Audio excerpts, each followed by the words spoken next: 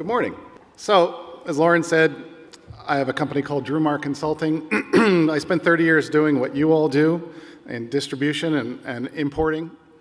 And today I help other companies do what they do better. Today I'm just going to focus on one small but very important aspect of running your business: how to hire and retain top performers. There's my screen. So let's all agree, retaining good salespeople is a positive investment in your company. So you need to make sure you've made the right choice in the first place. Too often, managers rush through this process in order to fill a position in a hurry. They're freaked out, right? Because they've got an open sales territory or a vacant operations chair. Well, if you think you're busy now and you can't take the time to interview and research the best possible candidates, then add up the time you're going to waste over the next 2 years to fix the problems a bad decision is going to create. So what you need to do is take a deep breath, focus on the next hire, because your company's future depends on it. So if you don't remember anything else about this presentation, remember this: an employee's commitment to their job is determined by why they want to work for you. Firemen don't choose their career for a paycheck. We all know that. Their motivation always runs deeper than that. They are committed to their jobs because they believe in their mission to serve and protect. For you then, the goal is not just to hire people who need a job, it's to hire people who believe what you believe. For you then, if you hire people just because they can do a job, they'll work for your money. But if they believe what you believe, they'll work for you with blood, sweat, and tears. Now, Simon Sinek, who I just quoted here, tells the following story that illustrates this idea brilliantly.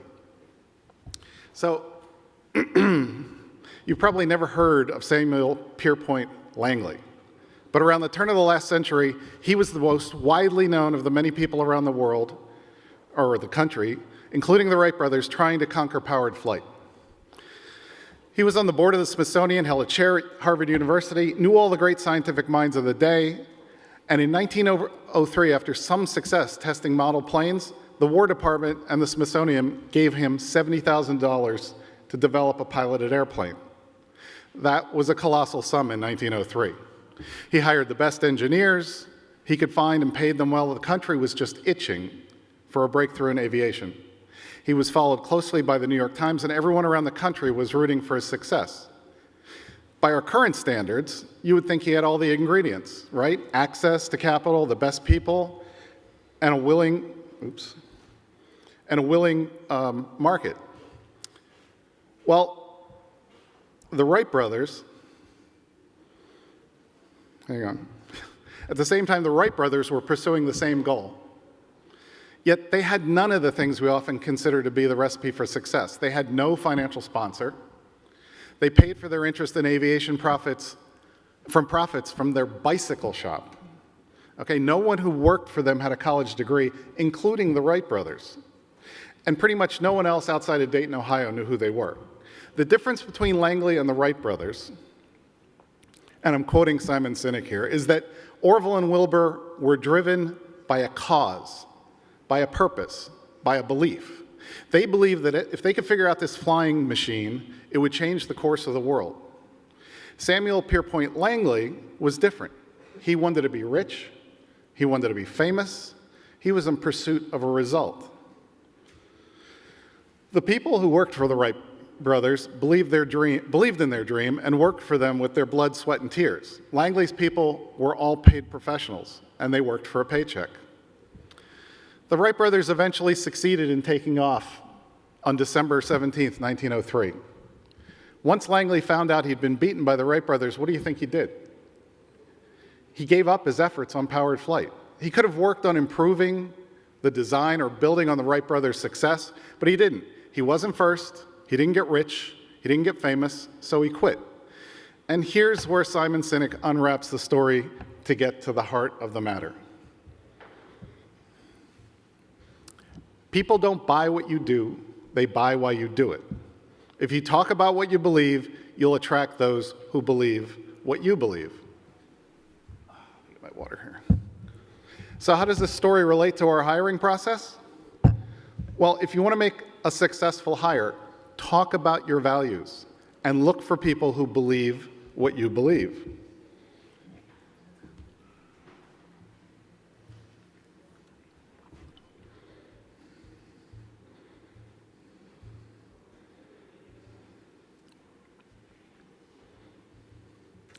So, when I interview people, it helps to go from the more general to the more specific. Most people tell you what they want in life. Far fewer can describe why they do what they do. Why is a difficult question for people to answer, and it often helps to begin an interview by asking what they want for themselves, their families, and their careers. By asking a question this way, what you're really asking them is what motivates them. It's okay to have ambitious personal and professional goals and to aspire to wealth, fame, recognition, but those are the results of hard work, not the reason people work. It's relevant to note if a person's personal and professional goals support each other, in other words, what you want for yourself, your family, and your career match up, they're likely to be successful hires. So if they give answers like, I want a vacation house down the shore, or I want to have 4 kids in a house with a big yard, that just tells me they have big aspirations and are likely to be motivated to work towards those goals. Notice I've used the word motivation here a couple times, and I want to start off in the beginning here by defining what motivation is. Motivation is the outward expression of why people work. Getting to this idea of why again.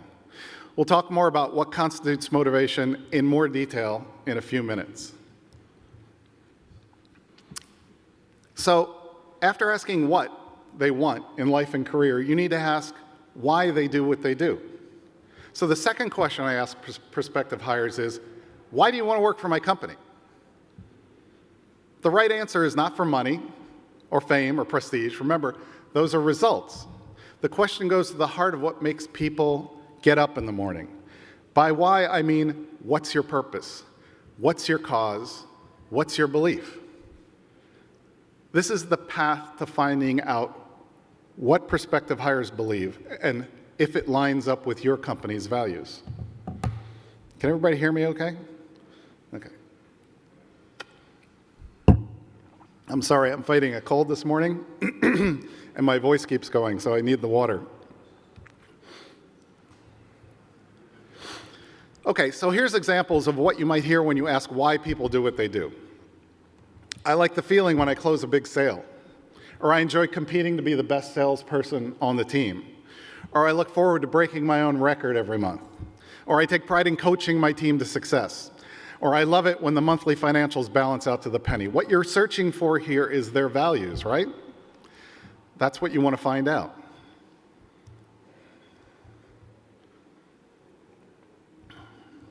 So how do you identify a person's values? How do you know if you're making a good choice? Well, understanding people's values, which are a person's principles, their standards of behavior, their judgment of what is important in life, is just another way of establishing why people do what they do. You can't figure out someone's values in one meeting. Some people, I've seen managers take one interview and make a decision. I think that's very foolish. It takes several interviews. Nevertheless, it's a significant predictor of an applicant's compatibility with your organization. You should already know your core values, the core values of your company. Comparing a candidate's values to your standard is a critical step in the hiring process. There are several values assessment tests online which can identify a candidate's core values to give you another data point, but it's just one data point in deciding who to hire. Tests like, what's that? There we go. Tests like the Young Typology Test, Myers-Briggs, and the Predictive Index are a few available tests and can be used as one tool in evaluating a candidate. A lot of companies put too much stock in these tests. I've seen them overused. I tell people you should always use your own interview as the primary basis for hiring anyone. But the results of these kinds of tests, rather than tell you who to hire, they might send up a red flag and indicate who not to hire. So let me recap what we just covered and try and tie it together for you. So remember earlier we said that motivation is the outward expression of why people work. By finding out what motivates people, you're asking them to define what they believe and why they're passionate about it. It's not enough they have the qualifications for the job. It's important that you define the core values of your company and then compare a candidate to that standard. Remember Simon Sinek's advice, the objective is not just to hire people who need a job, it's to hire people who believe what you believe and whose values are your values. So, what's the first thing you look at when hiring a new employee? Every one of you who's hired somebody. It's a resume, right? It contains all the prospective employees' work experience. And you'll get somebody who'll come into your office and say, wow, did you see that resume? What a great resume. Did you see all the places that person's worked? It's all well and good, but a resume doesn't tell you a thing about the key traits which combine to make a great hire. All top performing employees share these three key traits: talent, motivation, talent, motivation, and skill. You notice I don't mention a resume in here. It actually comes after skill in importance.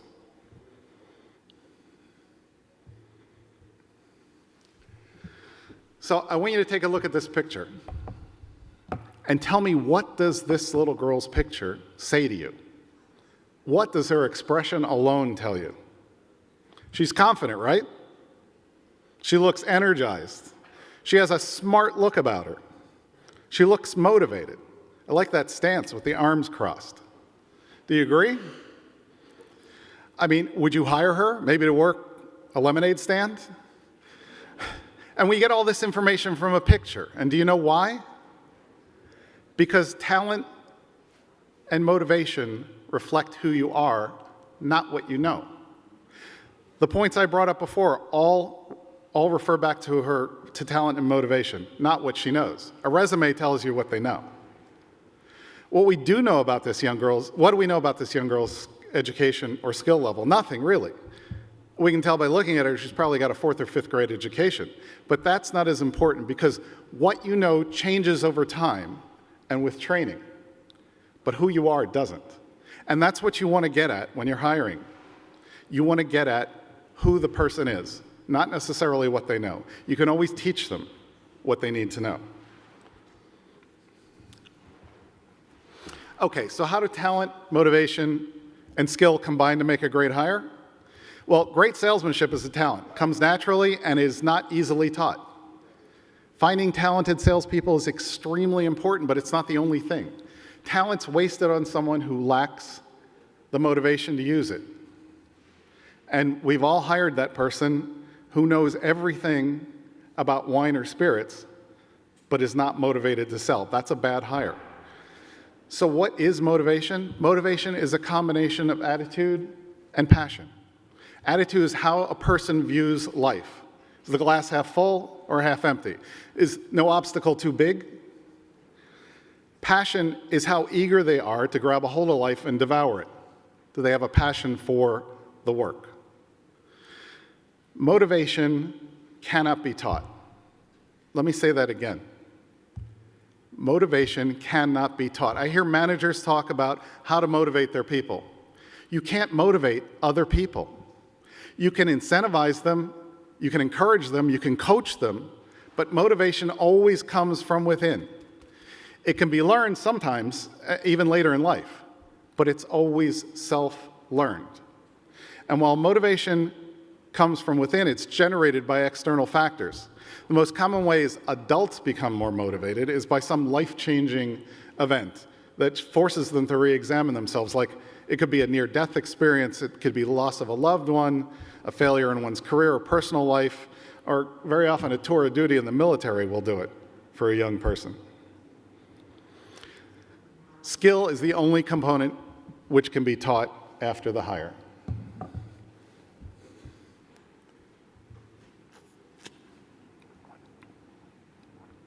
So think of it this way.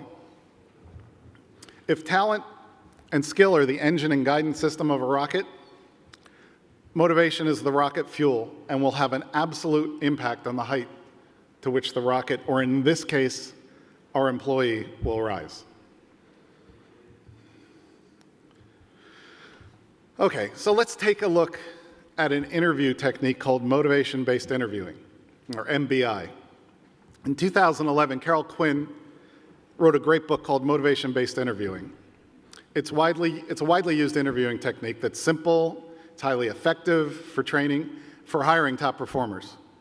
MBI training teaches interviewers how to assess a candidate's talent, skill, and motivation. It largely relies on what we call CAR questions, challenge, action, results-based questions, which gives the interviewer insight into the person's motivations, how they use their attitude and passion to get results. For instance, you might want to find out how an applicant performed when challenged by a problem in their last job to understand how they might perform in their new job. Ask them to tell a story describing a specific challenge, what action they took, and what results were achieved. So this is what a CAR question looks like. You might ask what challenges they found in their territory, what did they do to surmount them, and what were the results. This kind of questioning gives you insight into how a person's attitude and passion drive their motivation. A lot of questions I hear in interviews or have heard other people ask are, well, what did you do, how big were your sales and what was the growth rate year over year and things like that. This is a much more effective way of determining what a person's motivation is and how well they'll perform in their new job. So, we mentioned top performers earlier. So what is a top performer? Recruiting expert Carol Quinn again defines top performers as ordinary employees who are able to achieve extraordinary results. As we said earlier, in order to accurately sort out top performers from other applicants, you have to find out why these people are willing to go above and beyond ordinary performance. Looking at an applicant's performance in their previous job is one indicator of how they'll do for you, but a much better predictor of future job performance and achievement is an applicant's attitude. We didn't really define attitude before. So, attitude is how effectively or ineffectively a person responds to obstacles or challenges. And in those CAR questions, you're starting to get to that information. It's your job to figure out how much effort a candidate is going to exert when the going gets tough. Is he or she passionate, driven, a problem solver, or is he or she someone who complains and makes excuses when confronted with challenges? Determining how this person responds in the face of adversity, which is their attitude, is a powerful predictor of future job performance. I would place attitude at or near the top of the list of positive indicators for hiring anyone. If an employee isn't good at overcoming obstacles, and you're going to hire them for sales, they're going to be terrible at achieving goals. It's as simple as that. Here's a little secret I'll share with you, though. When you're interviewing somebody and you've got their resume in your hand, go to the bottom of the resume. If they didn't list hobbies or outside interests or what they do for recreation, ask them.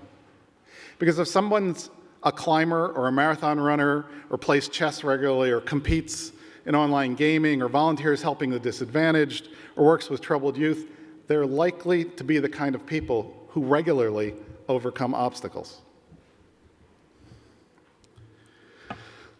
So you've hired your top performers who believe in what you believe by asking the right questions, correctly assessing their values, and determining that they have the right mix of talent, motivation, and skill to succeed in your organization. How do you keep them?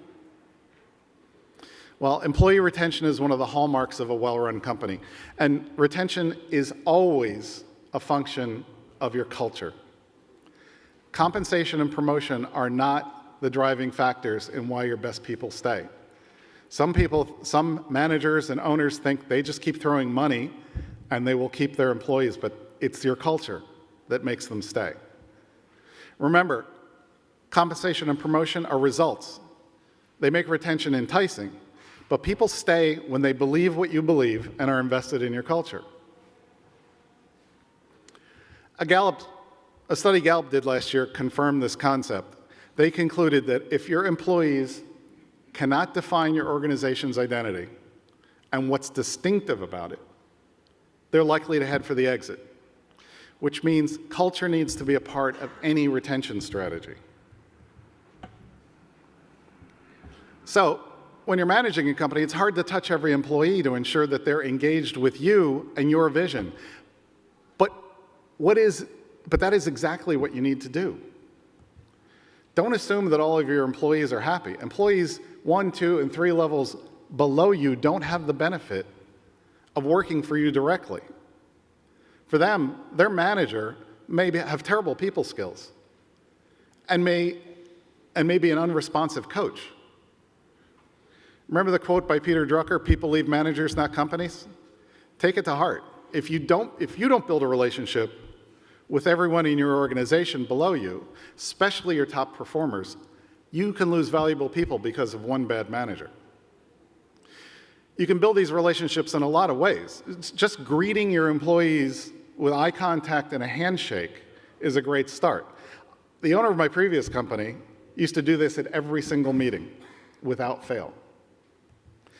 Another technique is to schedule what we call skip-level meetings. That is, if you're the CEO, the president, the top manager of a company, you schedule meetings with one-on-one meetings with employees 1, 2, or 3 levels below your direct reports.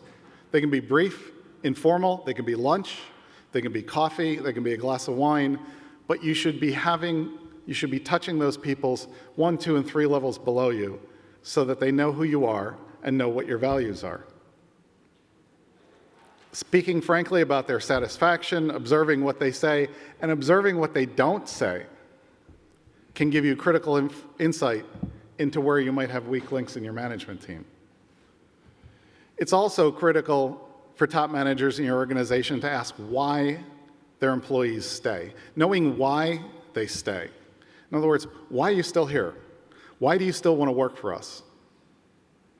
Can give you insight into what you're doing right and how you might reinforce those ideas. Because if people who are your top performers and they stick around and they tell you why, then you want to make sure you reinforce those ideas.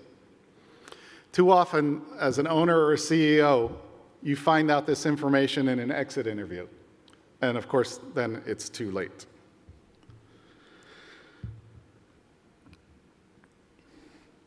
So Steve Jobs had a quote about listening to top performers.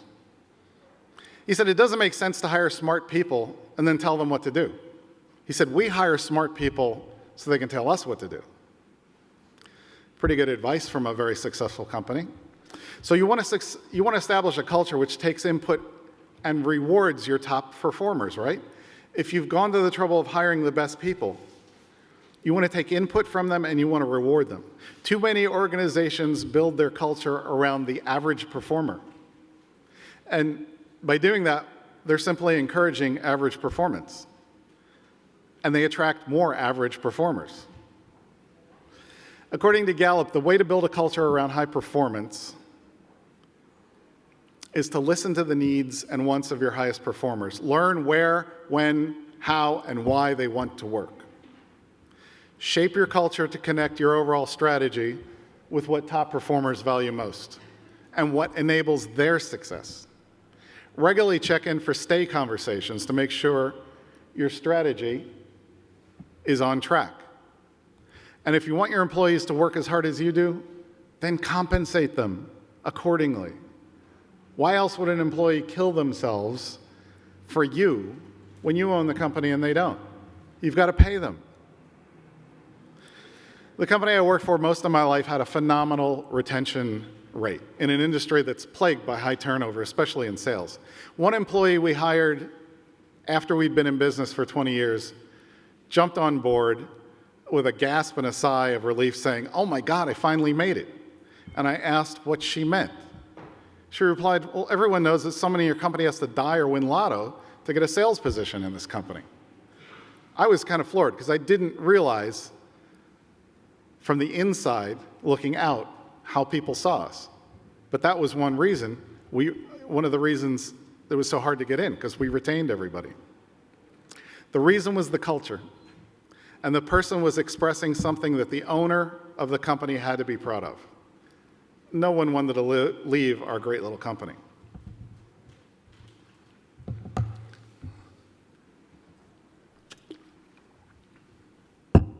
So I'm going to say something most managers would never think to say or agree with, but I'm going to say it anyway.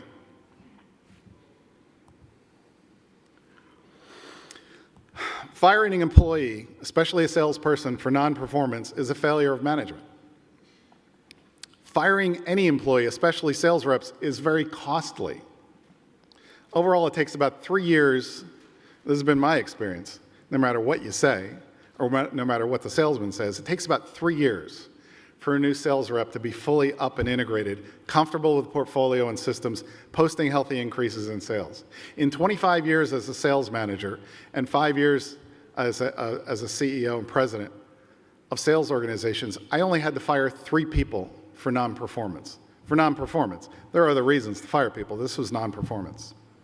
I consider firing an employee, especially a salesperson, to be a failure of management. I felt I had failed that person. Given that you hired right in the first place, the responsibility to protect and nurture that person is ongoing and critical for retention. As a manager, it's your duty to direct and coach employees to success. It's irresponsible to sit by and watch them fail. And I see managers do this all the time. I've even seen managers assist in their failure. We're going to give him this really big goal and he's not going to make it, and then we'll get rid of him. That's such a counterproductive attitude to have as a manager and a coach. So consider this. If one of your children was failing in school and couldn't complete the coursework, would you ever consider firing them? Of course not. So why do we have such a cavalier attitude about letting underperforming employees go rather than doing our jobs as managers and coaching them to success? You think this is a radical idea. Tell that to this, there's a CEO in New York, Charlie Kim. He has a company called Next Jump.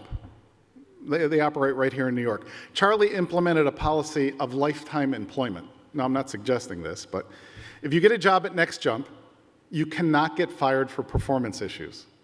In fact, if you have performance issues, Next Jump will coach you and give you support, just like we would with one of our children. It's the complete opposite of what we're used to seeing in business. I think more managers need to learn this position. As a manager and a coach, it's your job to bring success to the people who work for you. Thank you.